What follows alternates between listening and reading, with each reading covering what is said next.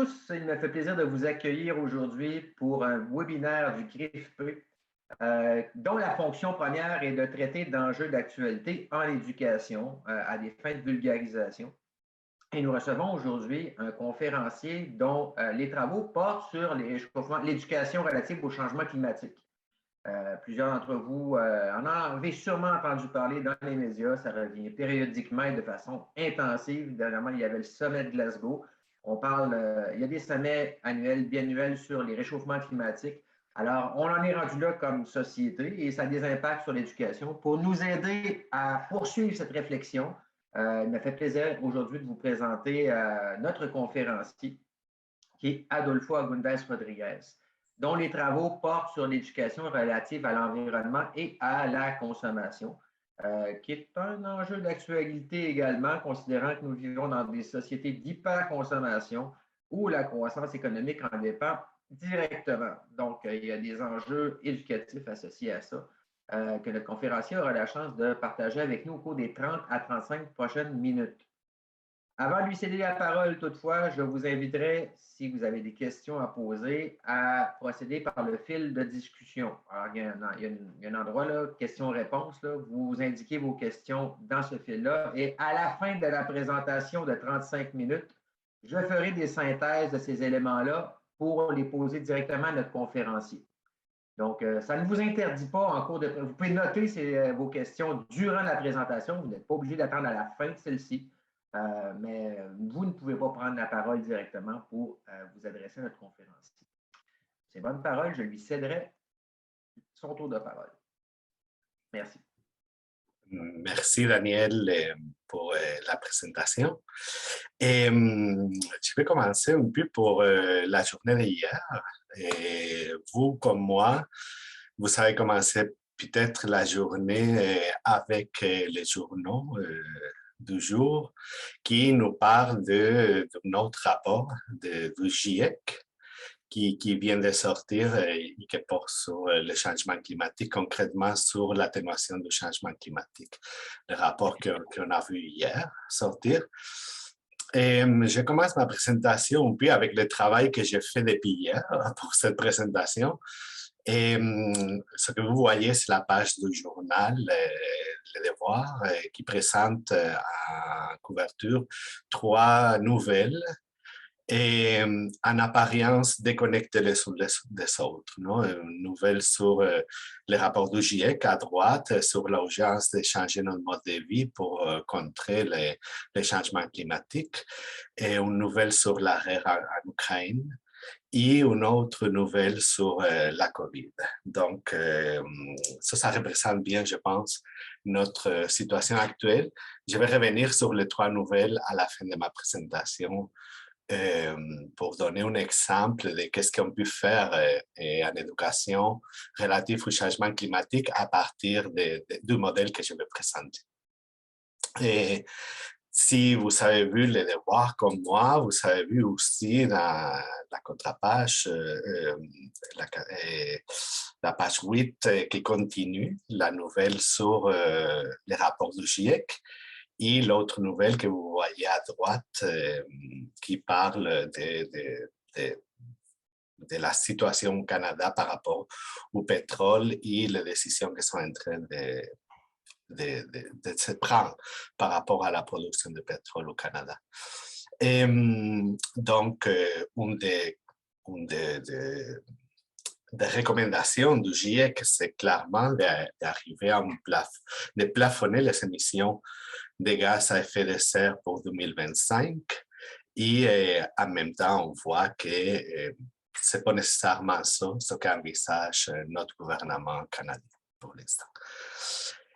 Et j'ai continué ma journée après avoir lu le journal et j'étais voir les rapports du GIEC d'hier sur l'atténuation du changement climatique. Et j'ai trouvé cette photo dans la couverture que je pense que représente bien certains éléments que nous propose le GIEC. Non? Il parle d'agriculture, d'une nouvelle façon de faire l'agriculture, une nouvelle façon d'urbaniser, une nouvelle façon de produire l'énergie à partir des énergies renouvelables. C'est un rapport qui est axé sur la technologie aussi comme solution au changement climatique. Donc, on voit bien que c'est une photo bien choisie. Et je me suis mis à penser, bon, est-ce que j'aurais choisi cette photo ou une autre? Et j'ai commencé à explorer d'autres possibilités en lien avec les contenus du rapport du GIEC.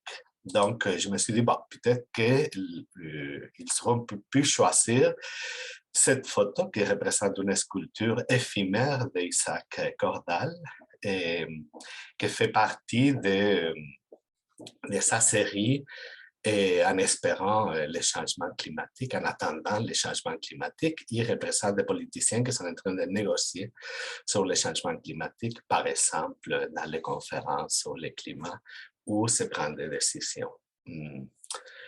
Ce sont des sculptures éphémères qui sont partiellement submergées. Et je me suis mis à penser peut-être que cette photo aussi, la photo antérieure, en fait, fait référence à aussi une action du gouvernement face à la situation climatique qui est décrite en détail par la science. Non? Mais le rapport aussi fait référence à l'inaction de la société civile. Non? Donc, je me suis dit, bon, on aura pu aller avec cette sculpture aussi éphémère de Tyler, qui mettent des figures dans les fonds des océans qui vont tranquillement se désintégrer et ils vont rentrer à faire partie de l'océan. Et je profite pour remercier mon ami et collègue Maya Morel, qui m'inspire, qui travaille en didactique des arts, il m'inspire avec des photos comme celle-ci qu'il m'a envoyée la semaine dernière.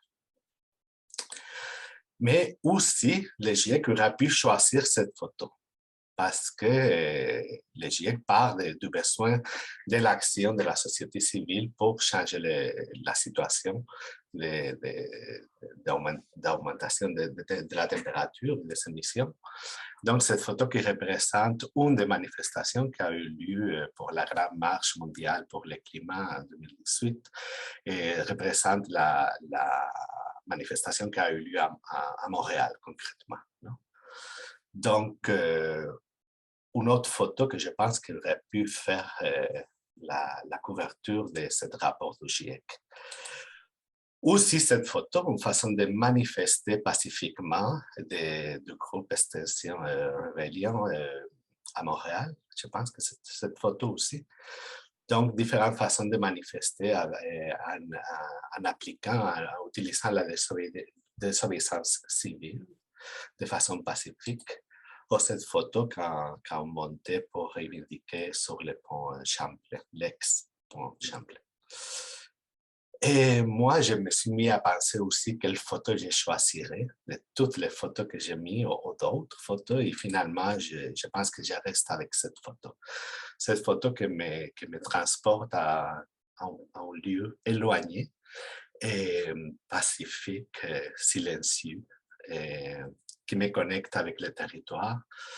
Et c'est une photo d'Alexis Legault, je le remercie. C'est un étudiant qui fait la maîtrise en éducation relative à l'environnement et qui m'a envoyé cette photo. Et qui est une photo quand il a fait son stage en milieu autochtone au nord du Québec. Donc, je pense que c'est la photo que je vais choisir pour le silence que j'ai besoin parfois, le silence que j'ai besoin pour entendre des voix sages dans cet univers d'information, d'excès d'information, en général et sur les changements climatiques concrètement. Et ensuite, hier, j'ai continué à préparer ma présentation qui s'appelle Modèle transdisciplinaire d'éducation relative au changement climatique. Donc, ce que je vais essayer de présenter aujourd'hui, c'est 3 points principaux.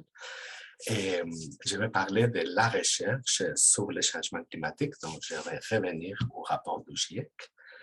Et je vais parler de la recherche en éducation relative au changement climatique. Donc, je vais parler de certains éléments sans faire une recension des écrits exhaustifs, mais certains éléments de recherche qui se font dans les domaines spécifiques de l'éducation relative au changement climatique. Et finalement, je vais présenter certains éléments du modèle transdisciplinaire qui va ouvrir à une conclusion.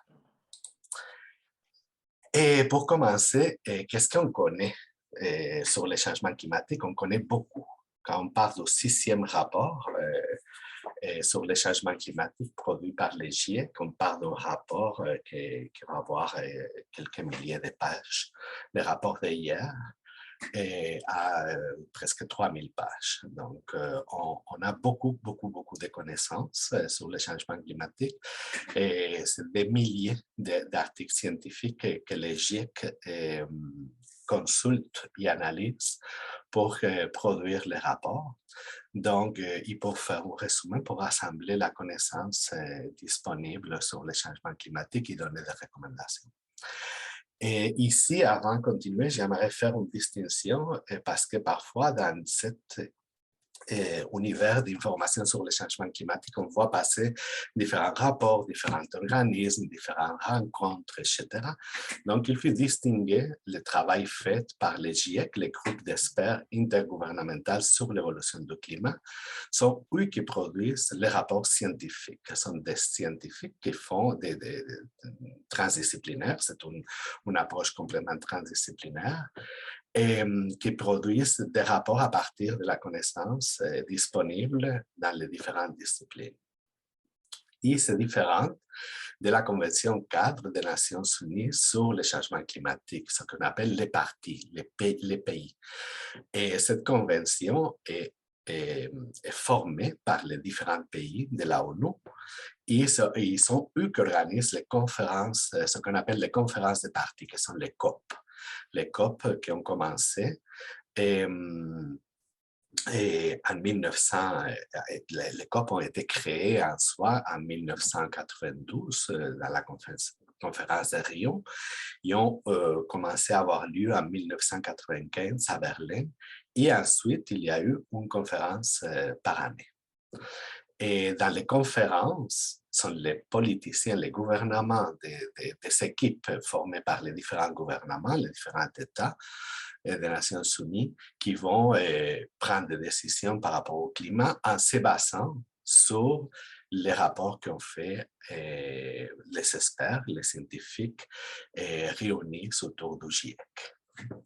Donc, ce sont deux différents aspects qui nous importent à l'éducation relative au changement climatique et que c'est important de différencier.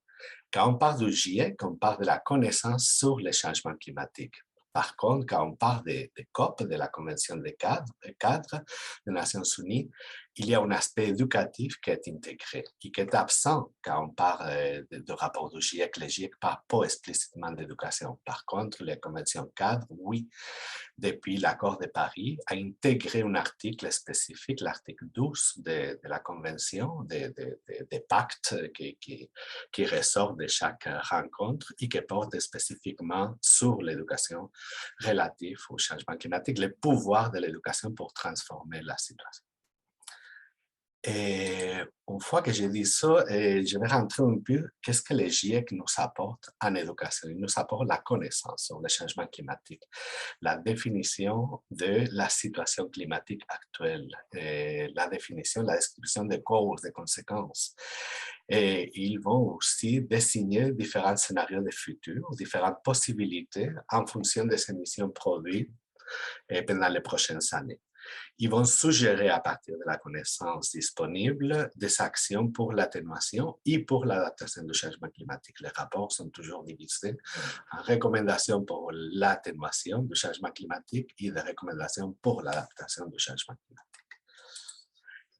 Le 6e rapport du GIEC, qu'on a vu une partie publiée hier, et en fait, il faut situer les rapports d'hier, que c'est la 3e partie de ce 6e rapport du GIEC qui est prévu pour l'automne 2022. Donc, ce 6e rapport du GIEC, en fait, a été construit en 3 parties. La première étape a sorti, dans tous les médias, vous l'avez vu, en août 2021. Qu'est-ce qu'il faut retenir de cette première étape qui porte sur la description du changement climatique, sur la situation actuelle du changement climatique au niveau physique, pour ainsi dire? Ce qu'il faut retenir, c'est que pour la première fois, le rapport parle de l'Anthropocène, donc la cause du changement climatique. On considère maintenant qu'est validé par la science que la cause, c'est l'action humaine. On a assez de données pour affirmer que la cause, c'est l'action humaine. Et aussi, on a assez de données pour affirmer que les phénomènes extrêmes augmentent et que certains changements sont irréversibles. Ils vont durer des centaines, voire des milliers d'années. Et la deuxième étape qui porte sur l'adaptation au changement climatique, et c'est le rapport qui est sorti en février 2022, et il faut retenir différents aspects. Et j'ai fait référence maintenant pas à l'ensemble des contenus. J'ai fait référence un peu à certains éléments qui sont de nouveaux éléments qui ont été intégrés dans ce rapport et qui nous servent à penser l'éducation aussi. On va les reprendre plus tard. Donc, ce qu'il faut retenir, c'est que les impacts du changement climatique sont généralisés. Il faut savoir, il faut considérer que les impacts du changement climatique sont décrits à partir de la détection et l'attribution. Donc, en premier lieu, on va voir une situation, on va détecter certains impacts de la situation actuelle au monde. Et ensuite, il faut voir en science si certains éléments de la situation qu'on a décrit sont attribuables ou non au changement climatique. C'est ça le travail du GIEC. Donc, maintenant, quand on parle d'impact du changement climatique, donc de certains impacts qu'on peut attribuer partiellement ou complètement au changement climatique. Et on voit que ces impacts sont généralisés dans la Terre, mais la distribution est inégale. La distribution des impacts et aussi les vulnérabilités qui sont créées.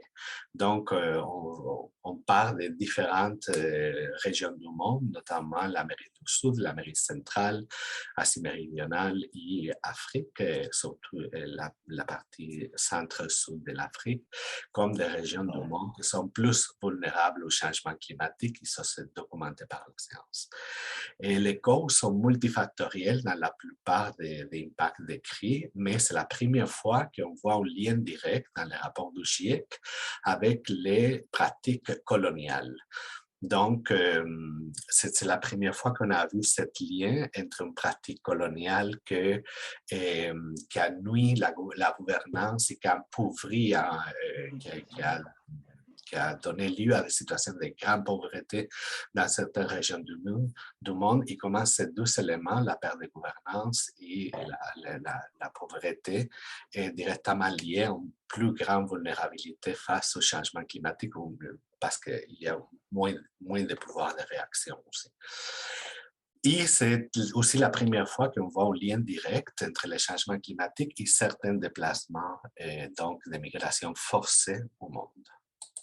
La troisième étape, le rapport qui est sorti hier sur l'atténuation du changement climatique, et vous l'avez vu dans les journaux probablement, il faut plafonner, je le dis tantôt, les émissions en 2025 et réduire 43% des émissions pour 2030 et 84% des émissions pour 2050.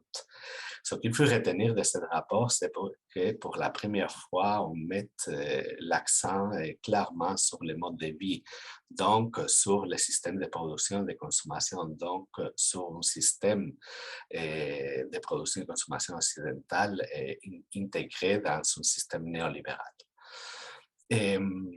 L'intervention de la société civile, c'est un autre élément qui ressort de ce rapport publié hier. Le GIEC reconnaît l'importance d'impliquer la société civile dans la prise de décision. Et ça nous amène dans une dimension politique de l'éco-citoyenneté, d'une citoyenneté impliquée dans l'environnement et qu'on va reprendre quand on va parler d'éducation. Ça va alimenter l'approche d'éducation au changement climatique que je vais proposer aujourd'hui. Donc, les GIEC, ils produisent des rapports, ils produisent l'information. Cette information est communiquée à l'ensemble de la société, communiquée aussi au gouvernement, aux décideurs. Ça fait en sorte qu'on peut dire que grâce au GIEC, les GIEC nous offrent des possibilités d'alphabétisation climatique. Donc, nous offre la possibilité de bien comprendre ce phénomène, de comprendre au moins minimalement le phénomène du changement climatique est très complexe et à travers l'information scientifique vulgarisée aussi à travers les médias. Et cependant, on voit que cette alphabétisation climatique n'est pas suffisante. Donc, l'information parfois va créer des situations qu'on ne souhaite pas. En fait, on veut l'action, on veut provoquer l'action à travers l'information et par contre, ça peut générer le contraire, une situation de fatalisme, d'anxiété. Et aussi, on voit que très souvent, ce qui va provoquer un excès d'information, c'est pas une action engagée, citoyenne et collective nécessairement, sinon plutôt des actions individualistes en lien avec les éco-gestes. Et quand on parle d'éducation, on ne parle pas de l'alphabétisation climatique. C'est nécessaire, mais ce n'est pas suffisant, l'alphabétisation climatique. Quand on parle d'éducation relative au changement climatique, on intègre cette dimension politique que je mentionnais tantôt, cette dimension de l'éco-citoyenneté, et on parle d'une éducation éco-citoyenneté où la dimension politique et aussi la dimension éthique sont situées au centre. Qu'est-ce qu'on a compris maintenant? Je rentre à parler spécifiquement. On a fait un premier bloc sur les changements climatiques et maintenant, je commence à parler spécifiquement sur l'éducation relative au changement climatique. Qu'est-ce qu'on a compris à travers la recherche? Donc, la recherche en éducation relative au changement climatique a été centrée depuis les années 2000 sur l'étude, pas seulement, mais une grande partie sur l'étude de la représentation sociale du changement climatique. Et les études sur la représentation sociale du changement climatique faites dans plusieurs parties du monde, et notamment, il y a un groupe de recherche à REST Climat qui a fait une étude transnationale sur la représentation du changement climatique dans différents pays pour pouvoir les comparer. Donc, à partir de cette étude et d'autres dans différents points de la planète, on peut convenir que il y a une différence entre ce que les GIEC proposent et la compréhension de la société civile du phénomène du changement climatique. Certains obstacles apparaissent de type cognitif, la difficulté de comprendre un phénomène complexe comme le changement climatique de type psychologique ou affectif, et c'est quelque chose qui nuit à notre vie, à notre façon de vivre, à la qualité de notre vie. Donc, on ne veut pas nécessairement aborder cette question parce qu'elle nous affecte personnellement et aussi aux personnes qui nous entourent. Et il y a des aspects comportementaux qui sont en lien avec les habitudes de vie qu'on a installées dans ce mode de vie occidental axé sur l'hyperconsommation. Et il y a des aspects idéologiques aussi, dépendant de à quelle posture politique des partis politiques, je veux dire, on se situe, la perception du changement climatique peut changer, peut être très, très différente. Et ça amène à différentes formes de négation. Le négationnisme du changement climatique n'est pas nécessairement aujourd'hui un négationnisme de reconnaître que le changement climatique n'existe pas. On n'est pas dans cette situation maintenant. C'est plutôt un négationnisme qui tend à nier que l'origine est anthropique et qu'on a tendance aussi à penser que c'est un sujet, le changement climatique affecte toujours aux autres et pas à nous, parce qu'on habite dans une zone protégée du changement climatique. Ça, c'est une pensée fréquente et qui va affecter les générations futures, etc. Donc, c'est tous des éléments que les GIEC nous rappellent que ce n'est pas nécessairement comme ça qui se passe aujourd'hui. Les effets sont maintenant, ils sont globaux, mais que dans les représentations des personnes de la société civile, sont pas nécessairement, cette façon de comprendre le changement climatique n'a pas nécessairement été intégrée. Donc, on voit certaines difficultés d'une alphabétisation climatique et si on la prend telle qu'elle en éducation, on va avoir ce type d'obstacle pour provoquer un changement réel à travers l'éducation. Donc, ce qu'on propose, c'est de passer d'une logique d'alphabétisation climatique à une logique d'éducation relative au changement climatique dans son visée éco-citoyen, qui situe la dimension politique et éthique au centre. Et c'est quoi la finalité? Ben, on vise à éviter un peu, à surmonter les obstacles et à éviter certains problèmes qu'on a vus, comme le fatalisme, favoriser les vivre une certaine qualité de vie où l'éco-anxiété est pas présente, au moins on peut la travailler, etc. Non? Donc, éviter le fatalisme, éviter les effets négatifs du changement climatique sur les personnes et sur la Terre, évidemment. Donc, en faisant quoi? En promouvant l'action citoyenne. Et, qui connecte les savoirs, les savoir-faire et les savoir-être aux valeurs et à l'action. Donc, je reprends ici le concept d'éco-citoyenneté de Lucie Sauvé et pour le transposer à ma vision de l'éducation relative au changement climatique. Donc, ce qu'on vit, c'est une éco-citoyenneté consciente des liens étroits entre les changements climatiques, les modes de vie occidentaux et le système néolibéral. Une éco-citoyenneté informée, critique, créative et bienveillante. Moi, j'ajoute désobéissante, pacifique, la désobéissance pacifique. C'est pour ça que j'ai mis les deux mots ensemble. Compétente, engagée, capable et désireuse de participer au débat public à la recherche de solutions pour la situation actuelle des changements climatiques et l'innovation sociale. Donc, la diapo complète qui résume un peu certains aspects de la recherche qui a été faite et la vision de l'éducation qu'on vise est ici. Et juste pour finir cette partie de la présentation sur la recherche qui a été faite sur l'éducation relative au changement climatique, et je vais mentionner très rapidement 3 aspects. Et un colloque qu'on a fait sur l'éducation relative au changement climatique en 2019, en octobre 2019. Et j'ai mis un diapo ici qui présente un peu comme un cadre, une carte conceptuelle des différents aspects qui ont ressorti dans cette colloque. Vous pouvez la voir après parce que le PowerPoint va être disponible. Et je voulais mentionner les colloques et un numéro de la revue Éducation relative à l'environnement sur les changements climatiques qui reprend certains éléments et sujets qui ont été traités dans cette colloque et qui reflètent bien, je pense, l'actualité du domaine.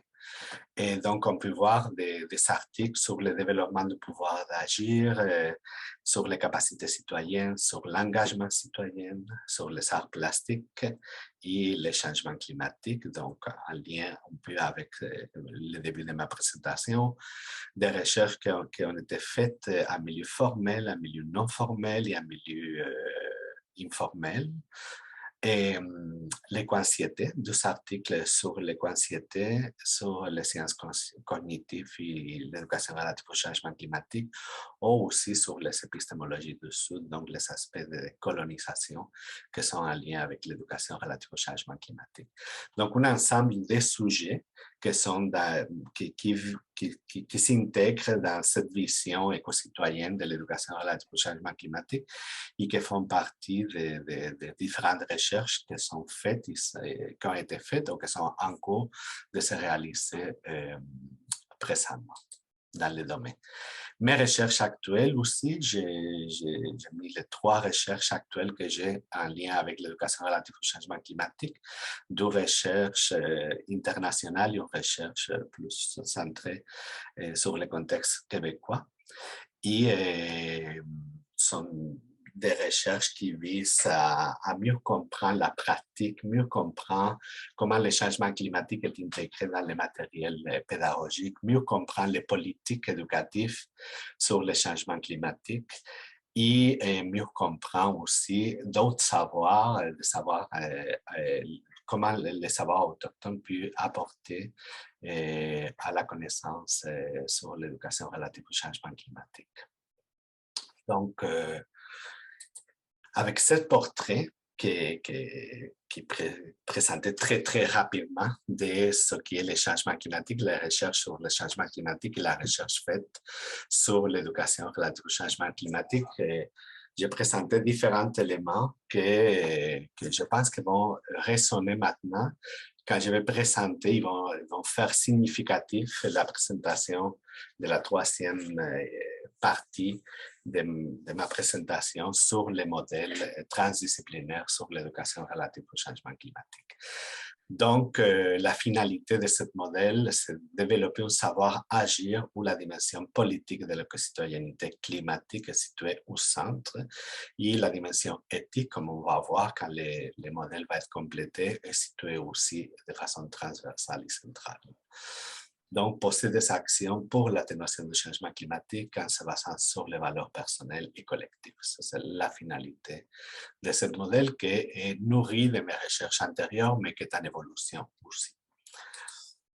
En premier lieu, on peut situer au centre, mais en fait, au centre sont les trois types de savoirs qu'on va avoir quand les modèles se complètent tranquillement.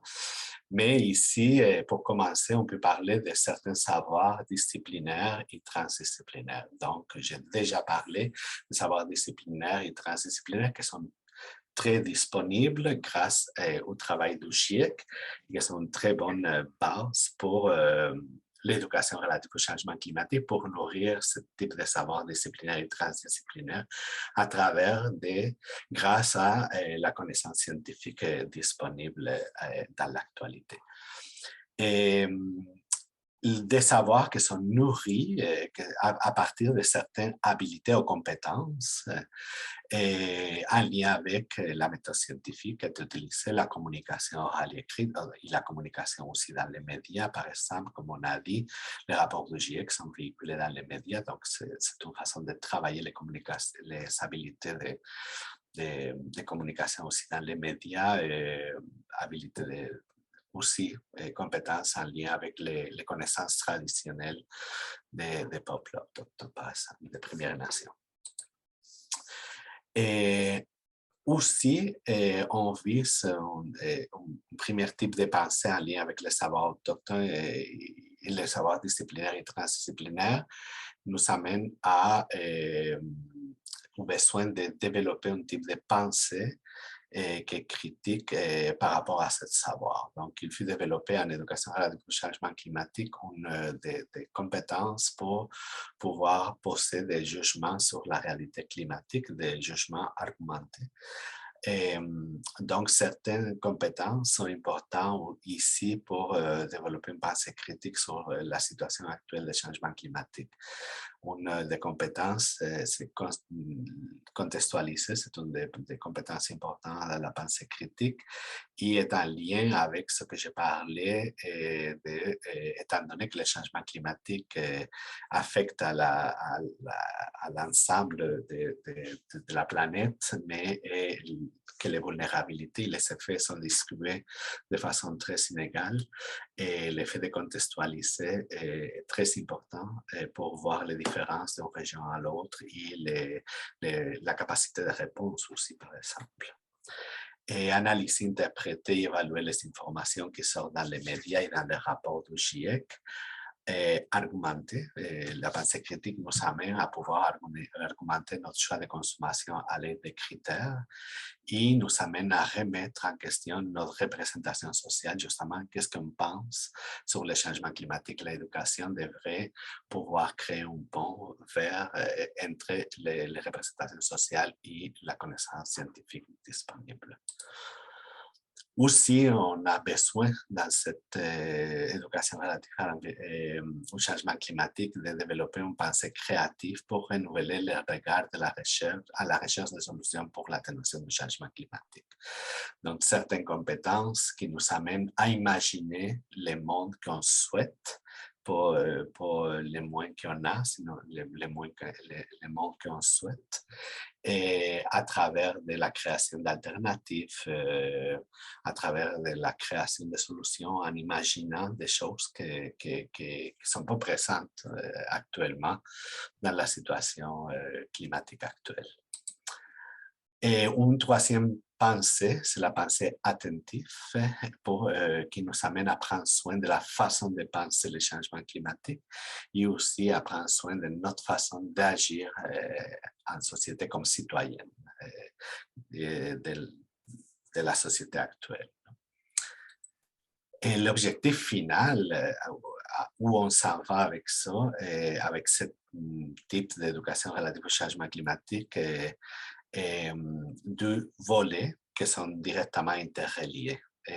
C'est un modèle qui nous amène à réfléchir sur le monde dans lequel nous vivons. Il nous amène aussi à imaginer le monde dans lequel nous voulons vivre.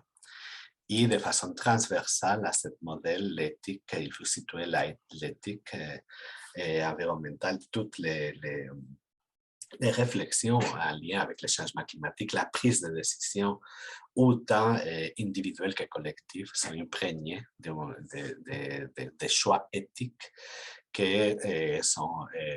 où on pourrait situer plusieurs valeurs importantes au moment de penser le changement climatique. J'écris seulement aux valeurs qui me semblent principales, mais pas les seules, que c'est l'engagement. L'engagement pour atténuer la situation du changement climatique, oui, mais l'engagement aussi dans chaque étape de la réflexion du processus éducatif qu'on peut créer dans les milieux formels, non formels et informels.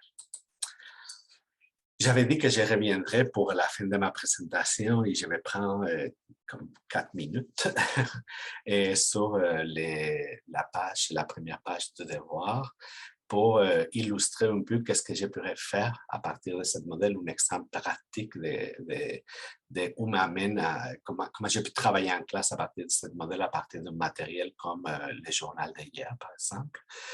Et un travail que je ferai, par exemple, c'est de ces 3 nouvelles que j'ai mentionnées au début de ma présentation, qui sont en apparence déconnectées les unes des autres. Dans la page du journal, je créerai un dialogue, une discussion pour voir s'il y a des connexions possibles, en ajoutant certains éléments de réflexion qui sont aussi dans les médias et qu'on connaît. Et les liens que fait la climatologue ukrainienne et membre du GIEC entre la situation climatique actuelle et la guerre en Ukraine.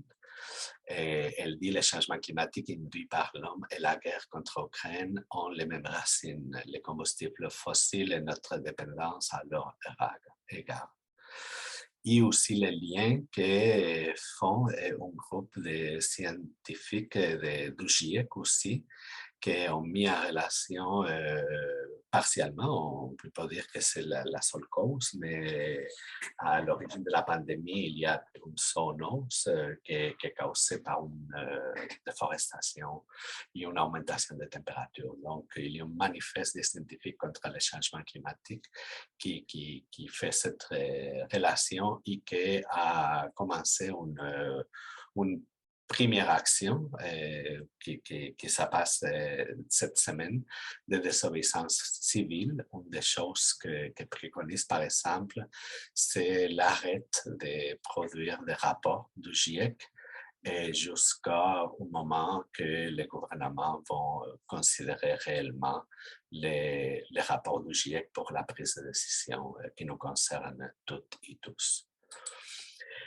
Je travaillerai aussi avec la deuxième page du journal que j'ai apporté ici aujourd'hui. Je travaillerai avec les photos.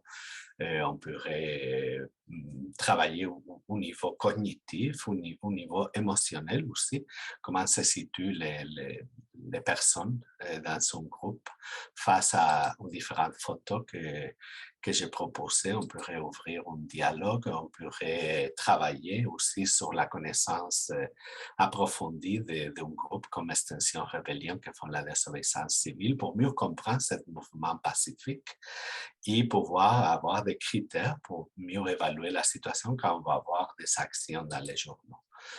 Et à la fin, je proposerai aussi, comme j'ai fait moi-même, et que j'ai choisi une photo pour moi-même, et je proposerai aux autres aussi de choisir une photo et pour la couverture du rapport du GIEC. Non? Ça, c'est mon choix personnel, mais j'offrirai aux personnes la possibilité dans son groupe de choisir une photo et on pourrait discuter aussi à partir des photos choisies pourquoi les photos ont été choisies. D'ailleurs, je vous invite à choisir votre propre photo maintenant ou après la présentation. Et si vous voulez me l'envoyer par email, ça va faire plaisir de recevoir les photos avec une petite explication de pourquoi vous choisirez la photo X pour la couverture du rapport du GIEC. J'avais certains éléments de réflexion pour faire une conclusion directement liés avec l'éducation relative au changement climatique à partir de tous les éléments que j'ai présentés. Mais je pense que je vais m'arrêter ici et peut-être si on a un peu de temps après, j'irai vers les éléments de conclusion. Sinon, je pense que j'ai mis assez d'éléments sur la table pour partir la discussion que j'aimerais qu'elle commence maintenant pour perdre l'opportunité de discuter avec vous. Merci beaucoup. Bienvenue. C'est moi, Adolfo. Qui te remercie. Est-ce que tu m'entends bien? Oui. Génial. Alors, merci pour cette présentation et je tiens aussi, avant de commencer à lancer les échanges, à m'excuser parce que je ne t'ai pas formellement présenté, il me semble, j'ai oublié. Je pense que j'ai omis de mentionner que tu étais mon bon collègue. C'est peut-être la familiarité qui fait en sorte que j'ai oublié, mais qui est mon collègue là, au département de l'enseignement préscolaire et au primaire de l'Université de Sherbrooke. Sur ces paroles, je propose d'aller de l'avant avec une question. Je regarde un peu le fil de discussion. Je vois surtout des remerciements puis une appréciation positive de ta présentation. Donc, je vais en rajouter également. Je tiens à te remercier pour la qualité de ta présentation qui est intéressante. Mais je ne constate pas de questions, alors je vais y aller avec une question de mon cru. J'ai constaté, Adolfo, que tu as mis de l'avant un certain nombre d'informations objectives validées par la recherche concernant le réchauffement climatique. Il y a beaucoup de fondements. Là. Je pense que d'un point de vue, si on a une once d'intégrité intellectuelle, on ne peut pas vraiment remettre en question là, la validité du constat de réchauffement climatique. Ma question est plutôt de l'ordre de la communication du message, considérant que maintenant, c'est bien documenté. Qu'en est-il, d'après toi, du côté des pratiques enseignantes, faire de l'éducation au réchauffement climatique? Est-ce quelque chose de facile ou on va dire de possible? Et à quel point, dans un contexte où il y a tout un contexte d'opposition à ce genre de discours-là? Je n'en dirai pas plus parce que j'ai déjà été enseignant, puis je pourrais en dire davantage après, mais j'aimerais t'entendre. Oui, en fait, je vais répondre. Je sais pas. Le PowerPoint est arrêté, vous ne le voyez pas maintenant. Hein? Non, malheureusement pas. Non, non, c'est correct. Mais en fait, j'irai avec, justement, je vais reprendre quelques éléments de la conclusion pour essayer une réponse. Par rapport aux pratiques enseignantes, évidemment, il y a plusieurs barrières. Et c'est justement ça qu'on est en train d'essayer d'offrir un peu plus de connaissances scientifiques par rapport aux différentes barrières et ouvrir à des possibilités pour une pratique réelle de l'éducation relative au changement climatique dans les écoles et ailleurs aussi. Quand je parle d'éducation, je parle aussi d'éducation dans les milieux non formels. Et, donc, la recherche qu'on fait actuellement, justement, est un premier constat qu'on fait quand on analyse les matériels didactiques, les matériels pédagogiques disponibles. Première chose, il y a une grande absence du sujet dans les matériels pédagogiques. Ça, c'est un constat très clair. Et, quand on voit certaines références, et je pense, Daniel, que peut-être que tu connais ça aussi, par exemple, il y a une exception. Il y a une exception au Québec, c'est les cours de monde contemporain en secondaire 5, qui a abordé spécifiquement le sujet du changement climatique et d'un point de vue assez réflexif, je dirais. Mais justement, c'était un cours qui a été coupé et qui a été partiellement substitué par l'éducation financière, qui n'a pas nécessairement cette approche qui est plus réflexive et critique qu'avait les cours de monde contemporain. Donc, une exception qui a été éliminée du curriculum et sinon, en général, on voit une absence de traitement du sujet et on voit que quand le sujet est traité, c'est de façon très ponctuelle, très anecdotique et d'un point de vue exclusivement de l'information. Donc, qu'est-ce qu'on fait à partir de ça? On commence à proposer une autre façon d'éduquer, une autre façon de pratiquer. Et un deuxième volet de notre recherche actuelle, et dans ce volet, j'ai fait une recherche en Espagne où j'ai analysé une pratique, on peut dire, exemplaire. Et, parce que c'est une pratique qui est faite dans différentes écoles de tout le territoire espagnol. Et ce sont des écoles qui travaillent au niveau de l'école, qui travaillent après au niveau national, qui travaillent au niveau européen aussi. Donc, les étudiants, c'est dans les écoles secondaires et primaires, les étudiants travaillent à différents niveaux micro, méso et macro. Ils se rencontrent, il y a différents moments de rencontre et d'échange. On voit un grand potentiel dans ce type d'activité.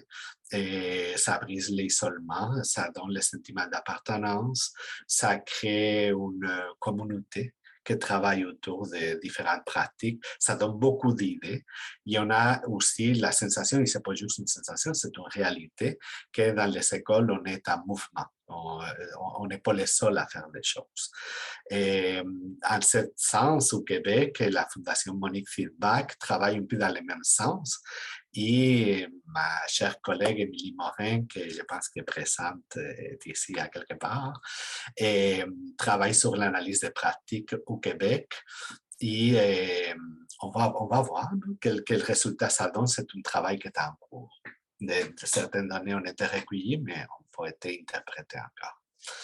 Et donc, tu vois, pour répondre, il y a différents volets. On voit un intérêt à travailler plus en profondeur avec le matériel didactique, un intérêt à analyser plus la pratique. Il y a un autre volet d'analyse des politiques publiques qu'on a intégré dans les projets de recherche qu'on fait actuellement. Et c'est une partie qui est très développée d'une façon exemplaire par Hugues Asselin, et qui travaille au Centre Air et qui est co-chercheur avec moi dans les projets de recherche que je mentionne. Et l'analyse des politiques publiques est très intéressante. On voit un discours quand même qui n'est pas nécessairement en lien avec ce que je viens de présenter, une éco-citoyenneté qui situe l'action politique et éthique au centre. On voit plutôt un discours qui vise la conservation, qui vise une autre approche de l'environnement plus en lien avec le développement durable, que c'est pas une approche qui situe nécessairement, ça peut, mais pas nécessairement l'aspect d'action politique au centre de son discours.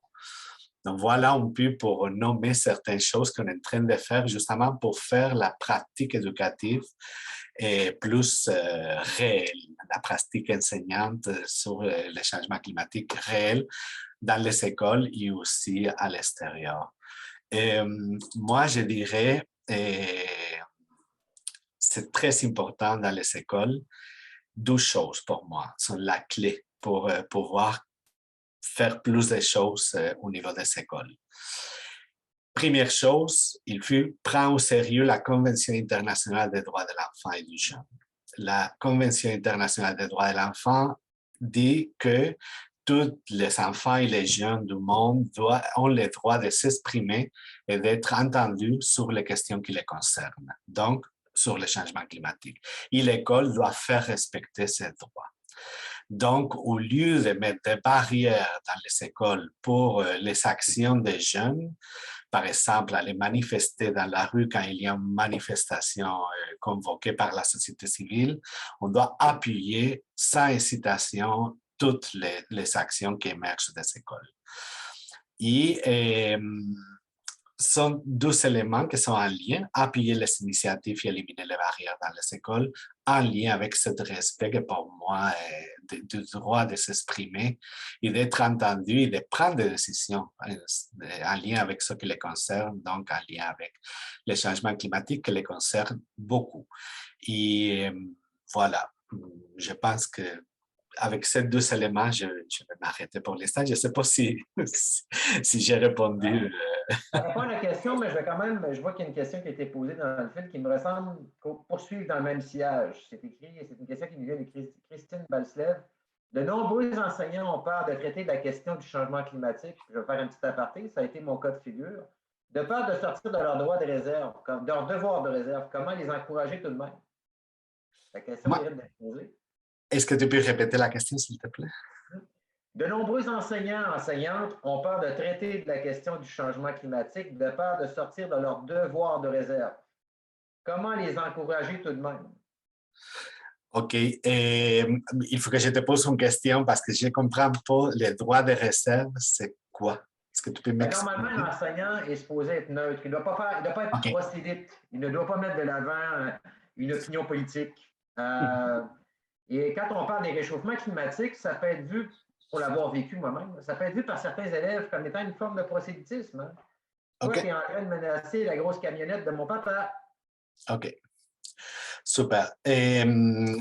Deux éléments de réponse, je vais amener. OK? Premier élément de réflexion, moi, je montre une carte importante de mon discours et de ce que j'ai fait en éducation. Moi, je m'aligne directement dans le courant de la pédagogie critique et mon discours émerge du courant de la pédagogie critique. Donc, je crois que l'éducation est un milieu de transformation et nécessaire pour transformer les choses qui vont pas bien, comme le changement climatique. Donc, je ne pense pas, en lien avec la pensée de Paulo Freire, je ne pense pas qu'une éducation est neutre. Jamais, jamais est neutre. De ne pas prendre position en éducation, c'est déjà prendre position. Donc, ça, c'est un premier point que je voulais amener. Deuxième point, ceci étant dit, je crois qu'on doit viser en éducation le plus de neutralité possible. C'est pour ça qu'on propose, et je remercie beaucoup la question parce que ça me permet de clarifier un aspect clé du modèle que j'ai présenté. Pourquoi on propose un modèle qui n'est pas juste axé sur l'information, sinon sur la pensée critique, créative et attentive, que sont trois types de pensée qui viennent du courant de la philosophie pour enfants de Mathieu Lidman et Margaret Sharp, que j'ai travaillé beaucoup et qui font partie de mon expertise et qui sont intégrés dans ce modèle. Pourquoi? Et ces trois types de pensée, il pas juste l'information en lien avec l'éducation relative au changement climatique, justement pour provoquer un discours non endoctrinant, donc que c'est souhaitable en éducation. Donc, à travers la pratique d'un dialogue qui vise le développement de la pensée critique, créative et attentive, mon rôle comme enseignante, comme enseignant, comme éducateur, éducatrice, n'est pas de transmettre une information et de faire des jugements. Mon rôle, c'est de provoquer une réflexion et de provoquer, de faciliter l'émission, la production, la création de jugements de la part des élèves. Ce ne sont pas les mêmes que j'ai fait et ça ne m'interpelle pas. Mais je vais être vigilant à la façon de construire le discours. Et c'est ça mon intérêt comme enseignant. C'est pas ce qu'ils vont dire, c'est comment ils vont construire sa pensée pour que répondre à certaines conditions de l'argumentation, de la cohérence, de la pensée critique, de la pensée créative, de la pensée attentive aussi. Merci beaucoup. Intéressant pour le contenu de votre réponse. Je vois le temps qui file, donc je vais descendre un peu plus bas dans le fil de discussion. J'ai vu d'autres questions qui ont été posées, notamment quel est l'impact du changement climatique par rapport à l'éducation en général? Donc, si on prend, je ne suis pas certain de comprendre adéquatement la question, mais je vois un peu l'idée, là. Est-ce qu'il y a un impact actuellement quand on regarde les programmes d'études, les pratiques actuelles? Est-ce qu'il y a un impact là, quand on réfère à la question du changement climatique? Est-ce que c'est intégré? C'est une question qu'on peut prendre de différents points de vue et ça peut donner à différentes lignes de discussion. Moi, je vais prendre une ligne de discussion, peut-être que ça ne répond pas, mais la personne pourrait m'écrire après et avec plaisir, je peux répondre si la question est posée plus spécifiquement. Et je vais parler de l'éducation relative au changement climatique. Moi, mon poste ici, tu le sais, Daniel, c'est un poste en fondement de l'éducation. Donc, les gens parfois se questionnent qu'est-ce qui fait quelqu'un en fondement de l'éducation qui travaille en éducation relative au changement climatique. Travailler en éducation relative au changement climatique dans le 20e siècle, c'est travailler en fondement de l'éducation. La crise climatique n'est pas une crise juste de l'environnement, n'est pas une crise juste de la Terre, c'est une crise globale, c'est une crise sociale, c'est une crise environnementale, mais c'est une crise de l'éducation aussi. Donc, il y a des liens, et je ne vais pas rentrer parce que ça, c'est une autre conférence que peut-être qu'éventuellement on pourrait faire, mais il y a un lien très direct entre toute la crise globale, environnementale, sociale, politique, économique qu'on vit et la crise de l'éducation, où on le sait, on a une privatisation de l'école publique avec l'école à 3 vitesses, une situation des enseignants, de la profession enseignante qui est dévalorisée par la société et qui est exercée dans des conditions pénibles. Donc, ce sont des éléments, je nomme juste deux, mais ce sont des éléments qui ne sont pas étranges à cette crise environnementale et climatique. Ça fait partie de la même crise.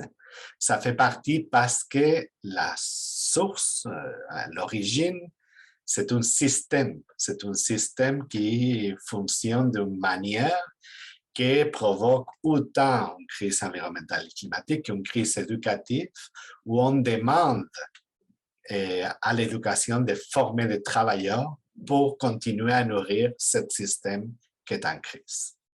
Je ne sais pas si c'est clair, mais j'essayais d'être le plus clair possible pour amener cet élément qui fait les ponts entre l'éducation relative au changement climatique et l'éducation point final. Pour moi, éduquer, faire une éducation relative au changement climatique et faire l'éducation point, c'est la même chose. Aujourd'hui, en espérant que demain, ce ne sera pas comme ça. Si on fait bien le devoir que le GIEC nous a proposé hier, on pourrait passer à autre chose et l'éducation pourrait commencer à explorer d'autres univers. Et pour le changement climatique, si on réussit à arrêter cette histoire. D'accord, merci. Je continue de descendre le fil de discussion qui je vois des questions tout à fait pertinentes, mais je vois également le temps qui file. Donc, je vais y aller avec la dernière qui a été posée par Maya, qui en gros, quoi faire? On s'entend, il y a un consensus qui se dégage sur la nécessité d'en faire, mais quoi faire avec le sens pratico-pédagogique? Concrètement, pédagogiquement, qu'est-ce qu'on peut faire? Et si tu pouvais donner quelques mots-clés d'un des 6 projets que tes étudiants ont présentés dans les cours ERE, les équipes, qu'est-ce qui a été développé jusqu'à maintenant pour faire de la diffusion dans les milieux de pratique? Et bon, merci Madia pour la question. Qu'est-ce qu'on peut faire? On peut continuer à discuter comme on le fait et à se nourrir des choses positives. Okay? Si j'ai une chose à mentionner, je pense que c'est réaliser une pratique. Pour moi, c'est fondamental, réaliser une pratique qui est axée sur, oui, la connaissance approfondie de c'est quoi les changements climatiques, les causes, les conséquences, les effets, mais aussi une éducation qui doit être axée sur les solutions. Des exemples concrets de qu'est-ce qu'on doit faire en éducation, pour moi, c'est primordial, axé sur les solutions qui sont déjà en cours. Ce n'est pas quelque chose qu'on va commencer demain, c'est quelque chose qui a déjà commencé, ça fait des décennies qu'on a commencé à vivre autrement dans cette société. et des milliers d'initiatives qui sont partout dans le monde, des personnes qui ont choisi déjà de vivre autrement. Donc, l'éducation doit visibiliser les options qui sont déjà en cours, doit visibiliser ce qui est invisible. Dans les médias, souvent, on va voir ce qui va pas bien, mais on voit rarement les initiatives, ce qui va bien. Et ça, c'est très important en éducation. Parler de la biographie des personnes qui sont engagées pour l'environnement à différents niveaux, des personnes qui sont engagées pour vivre autrement sur Terre. Et ça, c'est un élément, par exemple, qu'on peut amener en éducation. Et parler de différentes personnes qui travaillent partout dans le monde pour lutter contre la crise climatique. Et y amener la biographie de cette personne, étudier la biographie de cette personne, c'est important. Et, et les livres, je mentionne un livre qui peut inspirer la pratique éducative pour visibiliser les solutions. Le dernier livre, je ne sais pas si c'est le dernier, peut-être qu'elle a publié quelque chose après, mais le livre de 2018 au 2019 de Laure Varidel. La transition est maintenant, c'est le titre. Et elle présente une énorme batterie de solutions déjà en cours, autant au Québec qu'ailleurs, avec des noms spécifiques, des organismes, des personnes qui travaillent à différents niveaux, le transport, l'alimentation, etc., dans tous les domaines qu'on nomme comme des domaines prioritaires pour la lutte contre les changements climatiques. Aller se nourrir des livres comme le livre de Laure Varidel qui parle des initiatives concrètes. Il les expliquait en classe, les présenter en classe, et partir de cette présentation pour voir qu'est-ce qu'on peut faire dans l'action, c'est prioritaire, je pense, aujourd'hui en éducation. Merci beaucoup. Je vois le temps. On s'en va y aller avec une dernière question avant de se quitter, qui va être une question qui va ramasser 2-3 éléments que j'ai pu voir dans le fil de discussion. Une question qui vaut la peine d'être soulevée, c'est est-ce le rôle des peuples ou des gouvernements? Est-ce que c'est le rôle des agents sociaux de promouvoir l'éducation au réchauffement climatique? Et le cas échéant, est-ce que c'est les agents sociaux, la société civile ou de nos gouvernements? Et que ce soit l'un ou l'autre, est-ce qu'on devrait parler davantage d'alphabétisation ou d'éducation? Faites-vous une différence entre les deux? Mm-hmm. Et comme j'ai dit, l'approche que je priorise et que j'ai présentée aujourd'hui, c'est une approche d'éducation, évidemment, où l'alphabétisation est nécessaire, mais pas suffisante. Donc, l'alphabétisation, c'est très bien fait. L'alphabétisation climatique, on peut la faire très bien à partir du rapport du GIEC qui nous offre la connaissance scientifique disponible d'une façon très, très, très exhaustive. Et après, il y a tout un volet éducatif qu'on doit intégrer pour justement passer à l'action, donc pour favoriser l'action en lien avec le développement de la pensée critique, créative et attentive. Non? Ça, pour moi, c'est l'approche à prioriser. Autant et à travers le ministère de l'Éducation, évidemment, le ministère de l'Éducation devrait et prendre au sérieux la question climatique pour l'intégrer dans les écoles. Et la question environnementale en général, je n'irai pas jusqu'à dire qu'une compétence en éducation relative au changement climatique ou en changement climatique est nécessaire à intégrer dans les programmes, mais une compétence en lien avec l'éducation environnementale où on pourrait aborder des questions climatiques à l'intérieur, ça c'est absolument nécessaire. Aujourd'hui, on ne peut pas passer à côté. Donc, il y a des actions qui devraient être déjà en cours dans les ministères pour intégrer une compétence environnementale et climatique dans les curriculums scolaires. Et évidemment, en attendant, et la société civile, le rôle de la société civile est clé. Donc, l'école doit appuyer et se nourrir, s'alimenter de ce qui se passe dans la société civile parce que la réalité, à partir de ce que je comprends, c'est qu'aujourd'hui, la société civile va beaucoup en avance par rapport à ce qui se passe dans les écoles.